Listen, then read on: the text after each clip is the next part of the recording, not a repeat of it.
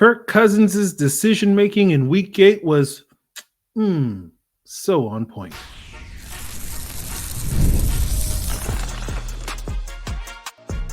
You are Locked On Falcons, your daily Atlanta Falcons podcast. Part of the Locked On Podcast Network, your team every day. Welcome back, everyone, to another illustrious episode of the Locked On Falcons podcast, your daily Atlanta Falcons podcast, part of Locked On Sports Atlanta, your team every day. And today's episode is brought to you by FanDuel, where you can start the season with a big return. New customers can place a $5 bet, and you'll get started with $150 in bonus bets if you win your first $5 bet. Visit FanDuel.com to get started. So if you don't know me, I'm your very humble host, Aaron Freeman, a.k.a. Mr. Drew, a.k.a. the Jolly Green Giant, a.k.a. Mr. a.k.a. And I've been covering the Atlanta Falcons for almost 2 decades, formerly at falcfans.com, RIP, still going strong on this illustrious podcast. And I thank each and every one of you that goes strong with me as an everydayer of this pod, meaning you make it your first listen or first watch each and every day. And to become an everyday, all you have to do is subscribe or follow for free on YouTube or wherever you listen to podcasts. So today's episode is a Week 8 All-22 review where I've watched the film from the Falcons' Week 8 win over the Tampa Bay Buccaneers. But the bulk of today's episode is going to be about the defense. And we're not going to really focus that much on specific things that happened in this Week 8 win, just more on big picture stuff. But, before we get there, let's start with Kirk Cousins' big day. As I thought watching the game live on Sunday and reviewing the film, I think this was Kirk Cousins' best game of the season. He was decisive. He was accurate. The decision-making was on point all day long. I think the best example of how decisive and how, advanced Kirk's processing was in this game was that late game run he had where it was 2nd and 14 and, sort of on that play, he dropped back, quickly identified the man coverage, saw the sort of parting of the Red Sea in the middle of the defense where guys were going to cover their men and there was nobody in the middle of the field. And so Kirk was like, screw it, I'm gonna run it. And it took it 13 yards. And again, that's another sign that, Kirk is slowly working his way back from this Achilles tear. And hopefully, the arrow is pointing up. Another great example of Kirk's decision-making was, on that touchdown that we don't talk about, that, that second Kyle Pitts touchdown, that definitely was a touchdown. No one thinks it wasn't a touchdown, outside the state of Florida. But, he basically showed a lot of anticipation on that throw, great accuracy to put the ball between two defenders. Basically, immediately as Kyle Pitts was sort of wrapping around Levante David on that play, sort of putting it on him, allowing Kyle Pitts to sort of catch and run. And as we did, run all the way to the end zone where he definitely held onto the football as he was crossing the goal line. And so, those are two sort of examples of several plays that Kirk made in this game. And we want to continue to see more of this. And again, goes back to a conversation we had on yesterday's episode where how much of this is, Kirk just being really good against the Tampa Bay Buccaneers, as we saw this past Sunday and the previous Thursday night in Week 5, and how much of this can we expect for Kirk moving forward, right? Because really, if we're being honest, these are by far the 2 best games Kirk has played. We've seen moments of Kirk playing at this level in other games, but we haven't seen it consistently in other games. And so can we expect this version of Kirk Cousins consistently? Maybe not every week, but consistently, for the remaining 9 games of the season? That is going to be the big question. And again, unfortunately, we only have 2 data points that tell us sure, and then we have 6 data points that tell us maybe we'll see. So we need more data points, and so that's why these next couple of games are going to be important. Obviously, we've discussed before about you got some really good defenses coming up against Denver, against the Chargers, against the Vikings. All 3 of these teams are currently sort of ranked in the top 5, top 10 defenses in the NFL. So far this year, when we face those caliber of defenses like Kansas City, like Pittsburgh, Kirk has not played particularly great in those games. But we need Kirk to play at the level he played this past Sunday against those defenses in order for the Falcons to score enough points to win those games, because we know that this team, given their defense, which we'll talk about later in today's episode, is not built to win games 17-13, right? When you look at this season so far, when the Falcons have scored 24 or more points in a game, they're 4-0. When they've scored under that mark, they're 1-3. And the one win that they had was against the Eagles. And you saw Kirk be that sort of decisive playmaker on that final drive, like we're talking about in this Sunday. So you need that version of Kirk Cousins for the Falcons to have a chance. And obviously, unlike the Philly game, we hope to get, 3 or more quarters of that type of performance moving forward from Kirk Cousins. So, in that Philly game, we didn't see that Kirk until the very end of the game, and the Falcons run game kind of carried him through that point, up to that point in the game. And it's going to be harder for the Falcons run game against these better defenses like Denver, the Chargers, like the Vikings, because I think all three of these units currently rank in like the top 5, top 10 in terms of run defense. So you're probably not going to be able to run for whatever we ran, 180 yards or whatever it was against the Eagles, against these defenses coming up. So again, you're going to need Kirk to do more of the heavy lifting. So if we continue to see more of this version of Kirk Cousins, good things are coming for the Atlanta Falcons moving forward. So we'll see if Kirk is up for that challenge. Obviously, before we get to those big devastating games, they still have, a very big matchup against the Dallas Cowboys this week, and then follow that with a road game against the New Orleans Saints. Two defenses that aren't playing the best football right now. So hopefully Kirk can kind of build off of this and build some momentum to carry over into those tougher matchups a little bit later in the season against two defenses that are currently reeling, although Dallas is mostly reeling in terms of their run defense. So, big ups to Bijan and Tyler Algier this week, and we'll see what's going on with the Saints in a couple of weeks, but we'll see. So, if you want to get more insight into Kirk's play in this game, by all means, hit the link in the description, become a Locked On Falcons insider at joinsubtext.com/LockedOnFalcons. We'll be breaking down several of Kirk's throws and his decisiveness and his accuracy and his decision-making to Kyle Pitts, to Darnell Mooney and others in this game for the Locked On Falcons insiders on the extended All-22 review, where we actually get a chance to look at that high-definition film, right? If you're a visual learner as opposed to an audio learner, the extended All-22 reviews are for you. And, of course, the beautiful thing is you can become a Locked On Falcons insider for free for 14 days. You get a 14-day free trial if you join right now. Those extended All-22 reviews usually drop Wednesday afternoon. So if you wait till, like 2 o'clock on Wednesday, you'll be able to get not only this extended All-22 review, you'll get the one against the Dallas Cowboys, you'll get the one potentially against the New Orleans Saints as well for free. And then you can decide, hey, if you like it, keep it, and pay $4.99 a month thereafter, or you can, give it up and move on. And those aren't the only perks you'll get from being a Locked On Falcons insider. You get my insight into the game live, during Sundays and whatnot, as well as my reactions to, important news. So if you want to get my initial reaction to, a possible trade for the Atlanta Falcons in the next couple of days, being a Locked On Falcons insider is where you will get that reaction first before you get to the podcast. So hit that link in the description below if you're interested in that. But we will move the conversation on, talk a little bit more about the Falcons' conservative play calling at the beginning of the second half, where a listener wanted to get my thoughts on that. But that will lead us really into a conversation where we get to rant a little bit about the Falcons defense and if it's too conservative for their own good. And that's coming up on today's Locked On Falcons. So if you're a renter like me, it often feels like you're in this endless loop where you're watching your money vanish into thin air, paying your rent. And so it's time that we end the loop and turn the rent game around and start earning some serious rewards. And that's where Built Rewards comes in. Built is breaking ground as a neighborhood rewards program that hooks you up with points on your rent. Every month, pay your rent and watch the Built points roll in.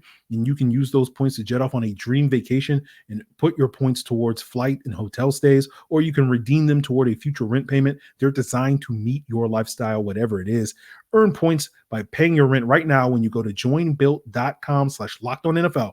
That's joinbuilt.com/LockedOnNFL. Make sure you use our URL so that they know we sent you at joinbuilt.com/LockedOnNFL to start earning points with your rent payments today.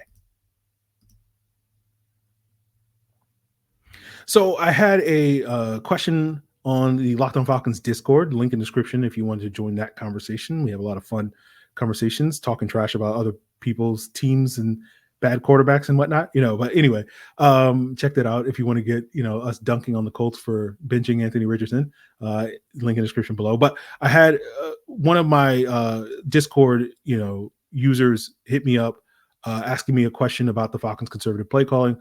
This user is also one of my overseas listeners from France. Shout out to him, the Risa stuff going on with Locked On Hawks. Check out Locked On Hawks to get your, daily French kiss Reese Shea content. But this comes from Clement. All that to say, he says, "Hi, Aaron. It looked like the offensive play calling changed when we came back in the second half. No more deep throws. Very conservative. Is it in my mind, or did they do something differently and struggled with it?" So yeah, they were more conservative in the second half. I think a lot of that came from throwing a lot of screens because they got behind in the chains. So overall, rewatching the game, it was noticeable during the game, but it's 1st and 17, it's 2nd and 19 and whatnot. Like, I don't have a problem with the Falcons running screens, as I've stated many times on the podcast. And the only issue I have with the Falcons running screens is when they run it to Darnell Mooney, but they were running these to Bijan Robinson and Ray McLeod. And generally, those have been effective through the first 7 games of the season, but the Bucs were really able to clamp down on it. So I wouldn't read too much into it. I think a lot of that was just situational stuff where the Falcons were getting conservative. But they were getting conservative on defense in this game, especially after they built a lead. But, I thought with their defensive game plan, charting the defense, they did seem to run more man coverage on 3rd down. So, that's not typically associated with conservative play calling. Early in the game, they were trying to be a little bit more of a man coverage 3rd down team, which is something they haven't really been, but they've been shifting towards that. That was something we discussed on the heels of the Panthers game. Some of the scheme shifts they've been playing, incorporating more man coverage, more dime defense, less cover 3 as their sort of preferred zone defense these last couple of weeks. And that continued this week. They're never going to be a man heavy defense. But before they were like, we're going to run man like 5% of the time. And now they're like, we're going to run man like 15, maybe even 20% of the time, given the circumstances of the game. But then you saw in the second half of this game, the Falcons switched much more to a zone-heavy look, especially after the Falcons got up on that 2-score lead late in the 3rd quarter. And I noted that the Falcons ran cover 2 on 7 of their next 14 pass plays that the Bucs had starting after that point. And I think Baker Mayfield was 7 for 7 for 49 yards on those 7 plays.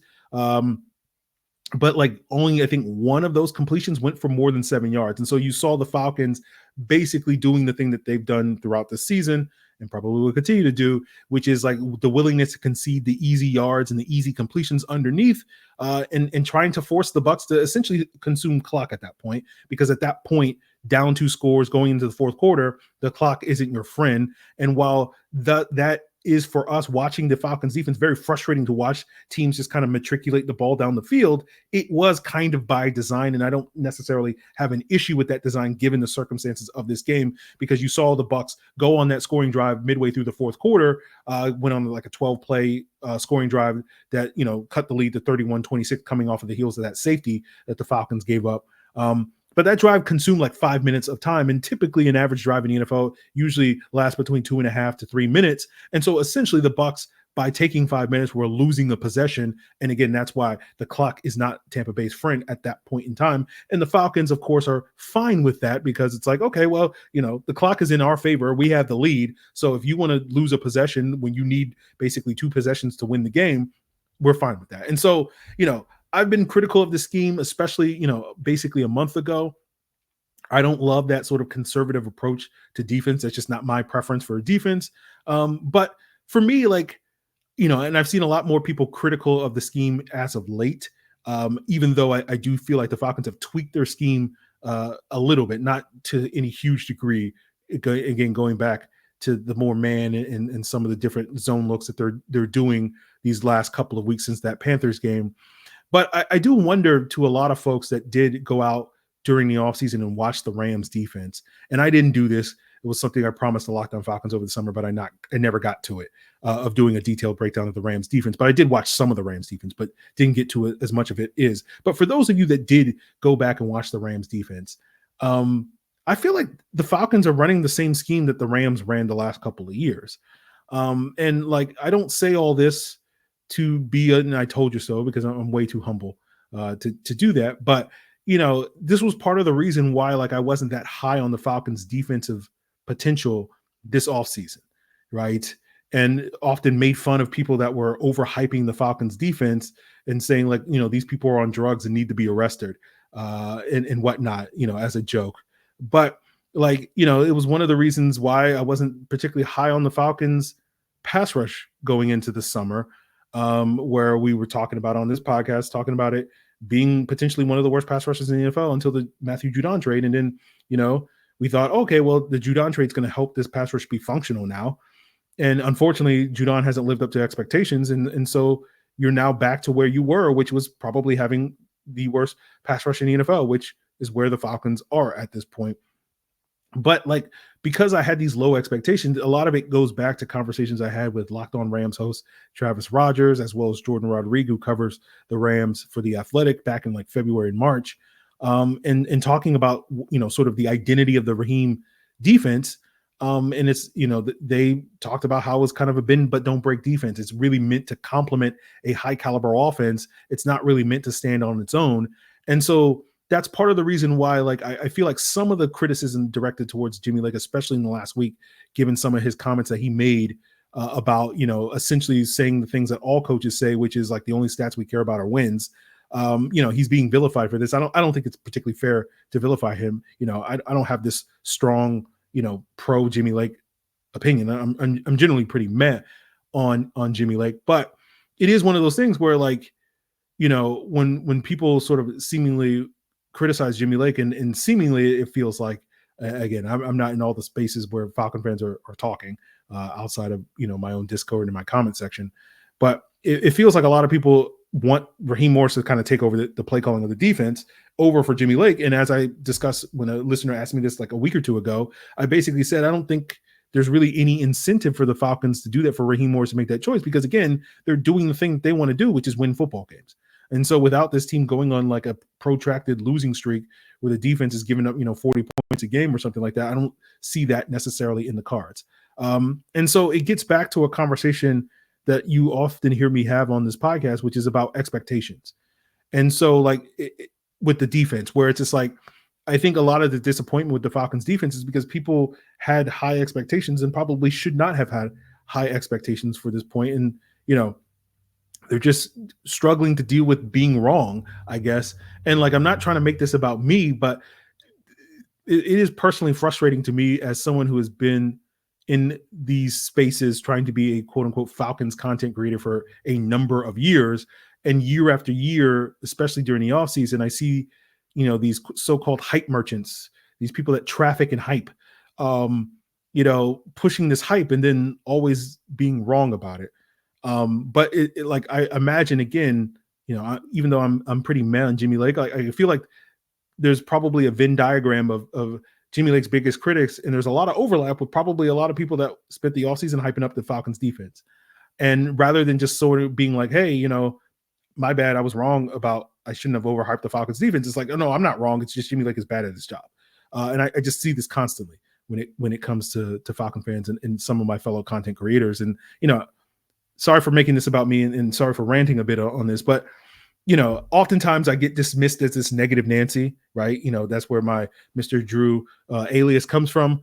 But, if we can add another alias, like, it's Mr. Burris as in Hannibal Burris from the Eric Andre show, where it's like, why are you booing me? I'm right. So like, that's always my response, or not always my response, but often my response when people are like, you're so negative, Aaron, when it comes to some of these things, where I'm just like, yeah, you need to pump the brakes on some of this hype that y'all doing. It's like, oh, well, you're just so negative and that's all you are. And it's like, but I'm right though. So like, whether it's talking about lowering their expectations on the defense, or talking about, the Falcons pass rush not being great, or telling people, the Arnold Ebiketie breakout year hype is probably need to pump the brakes on that, pump the brakes on this rookie class really having a major impact on the season. Like, I was saying folks in mid-June on this podcast, like, Brandon Doris is probably not going to play a lot of snaps this year. Yep. We're halfway through the season. People are like, I don't understand why Brandon Doris isn't playing a ton of snaps, right? We talked about, Mike Hughes probably being an okay option in starting at cornerback. And we spent, or y'all spent the next 3 months being like, we got to go out there and get a new cornerback. And like 8 games into the season, Mike Hughes is doing fine. Like, he hasn't played great football the last couple of weeks, but, I don't see anybody complaining about Mike Hughes' performance. Going back to the whole opportunity cost conversation that we had with Michael Penix, which you're feeling right now with the Falcons pass rush, which is what we talked about, on the heels of that draft. And so, again, sorry for venting, sorry for making this about me. And I know to a large percentage of my audience, my everydayers, I'm preaching to the choir when it comes to the, let's say, accuracy of, some of the statements that are made on this podcast. But, for me, when it comes to this Falcons defense, all that to say, like, I feel like it is what it is. Like, and so if you have a problem with the Falcons defense, it's like, well, what did you expect? I guess. I don't know. You just listen to good podcasts that will tell you what to expect, I guess, is basically what I'm getting at. But all that to say, like, it gets to, how can this defense improve, right? That's the big question. And, looking at it, not only can they improve in the short term, how can they improve in the long term? And, I think in the short term, they just kind of need guys to play better. And in the long term, they kind of need to find, their version of Aaron Donald. And we'll break down both of those issues as we wrap up today's Locked On Falcons. So get ready to tackle the NFL action this season with FanDuel, America's #1 sportsbook, because right now new customers can bet $5 and get $150 in bonus bets if you win. The FanDuel Sportsbook app is going to give you everything you need to place live bets on the NFL all in one place. So when you get that hunch in the middle of the game, you can go check out the latest stats, view the live play-by-play, and so much more on the very same page where you place your bets. And if you want to place your bets this week on the Atlanta Falcons versus Dallas Cowboys, or the Atlanta Hawks, or the Georgia Bulldogs, whatever you want, FanDuel has got you covered. Just visit FanDuel.com to join today, and you'll get started with $150 in bonus bets if you win your first $5 bet. That's FanDuel.com. Never waste a hunch, and make every moment more with FanDuel, an official sportsbook partner of the NFL. So when we talk about, how can this defense improve, let's go back to something we talked about on yesterday's episode to clarify a point I had, right? Like, I'm not against the Falcons making a move at the trade deadline. I want to make that clear. It's just my expectations are like nobody of significant consequence is going to get traded to help upgrade the Falcons pass rush, right? And if there is going to be a guy of significant consequence traded, it'll probably be the Detroit Lions making that move rather than the Atlanta Falcons.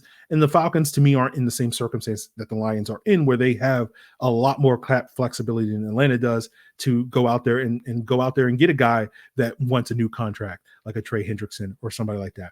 And they're certainly in a position where they are theoretically one piece away, especially after the Aiden Hutchinson, injury, where they feel like they can be a Super Bowl favorite if they can go out there and get a impact pass rusher, where, as I discussed on yesterday's episode, I don't really think the Falcons are in that position right now. But, typically my expectations are when it comes to the trades, especially in-season trades, usually the types of trades that we see are guys on the final years of their rookie contracts, guys that teams don't necessarily want to pay. And when I look at this year's crop of guys that sort of fit that description, that are most likely to get traded, if anybody's going to get traded next week at the trade deadline ahead of Tuesday, none of those guys to me really sort of scream like, if the Falcons don't make this trade, their season is doomed. Like, to me, a lot of those guys are just Arnold Ebiketie type players.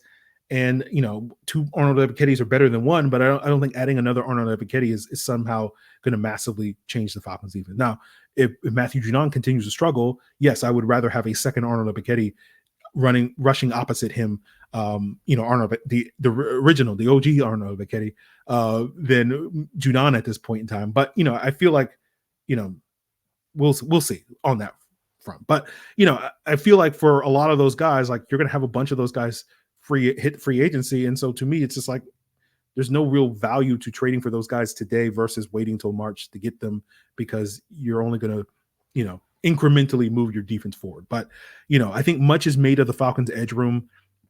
And, we know that it's going to get overhauled this offseason.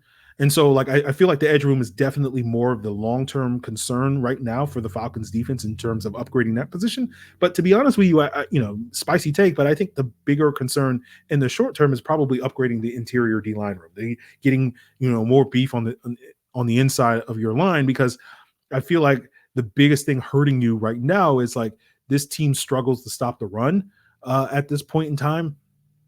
And if you can start stopping the run, like, I think you'll at least put yourself in a position where your defense the current version of your Falcons defense will start playing better, right? And, I think you can tweak the current personnel and whatnot, that you can have more snaps for Eddie Goldman, Zach Harrison. I think that would benefit the run defense. It's one of the reasons why you don't hear me too often advocating for Zach Harrison to move back to edge. I think he can certainly help there, but I don't think he's solving your problems in terms of your edge rush problem at that point in time. Now, maybe he can just bull rush guys into oblivion and rack up, 5 or 6 pressures every single week by just doing that. a la Takk McKinley or somebody like that. But, I think the thing that Harrison hasn't been valued for is I think he's arguably alongside Eddie Goldman, your two best run defenders in terms of holding the point of attack, right? Grady Jarrett has been one of your best run defenders in terms of being disruptive and penetrating. You've seen Taquan Graham make a couple of plays like that as well.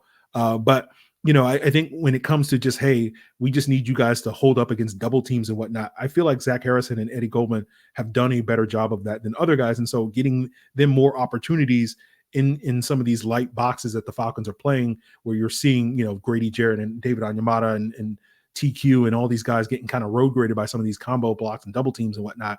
I feel like you'll benefit from that. And so I also think Harrison and Goldman can offer you, not the same as pass rushers, but as Onyemata and Grady Jarrett do, but the drop off isn't as big to them as there is to other interior D linemen and whatnot. So you can still get some juice in terms of the pass rush when Grady and Onyemata need a breather and whatnot. And so I feel like if you can stop the run on early downs, you can get into more of these third and long situations where your pass rush can pin their ears back, where we've seen Matthew Judon historically be very effective, be one of the top sack artists in the NFL the last couple of years when it comes to third and long situations. And unfortunately, the Falcons haven't faced as many of those.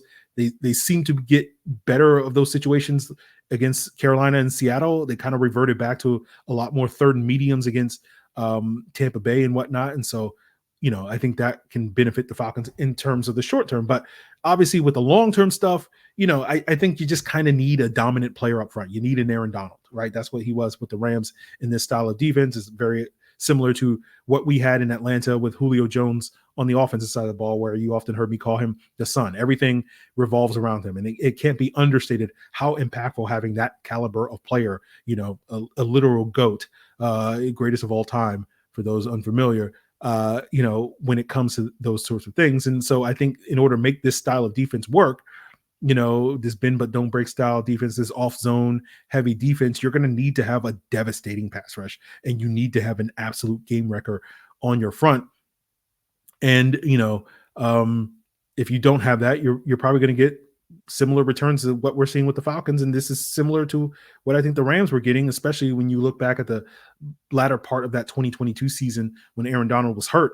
And, you saw similar returns on the defense, although I think to the Rams' credit, like Leonard Floyd did a lot more to kind of pick up the slack lost by Aaron Donald, which you're not seeing Matthew Judon do. But, I think the Falcons will have some opportunities to get a game record, probably not at the trade deadline, but potentially next year, where we've talked before about the possibility that the Cowboys may decide to shop Micah Parsons rather than, because they can't necessarily afford to pay him, CeeDee Lamb, and Dak Prescott at this point in time. And one of the things you've heard me mention before on the podcast is since 2021, the player that has the most sacks on third and short situations that the Falcons too often find themselves in, is Micah Parsons. So he can be that game record even when it's not advantageous against for the Falcons or for any defense and whatnot. But there's really no reality at this point that he's going to get traded in the next 6 days or whatever, or 7 days whenever you're listening to this. But maybe in the next 7 months, maybe we'll see 6 months, 7 months, or something like that. So we'll see on that front. But I really do think you need to have that kind of A+ guy, A++ guy, whether it's an Aaron Donald, whether it's a Micah Parsons type of guy, in order to make this style of defense work. And if you can't find that A++ guy, and again, those guys are hard to find, you got to kind of make do with multiple B+ guys. Right. And unfortunately, the Falcons don't really have any one of those B+ guys. Grady isn't that guy anymore. I'm not sure anybody currently on this roster is going to be that guy, but we'll see. Again, time will tell on that. If someone does emerge, it'll probably take, a couple of years for us to find that guy. Grady didn't become the B+ player that he was until his third or fourth year in the NFL.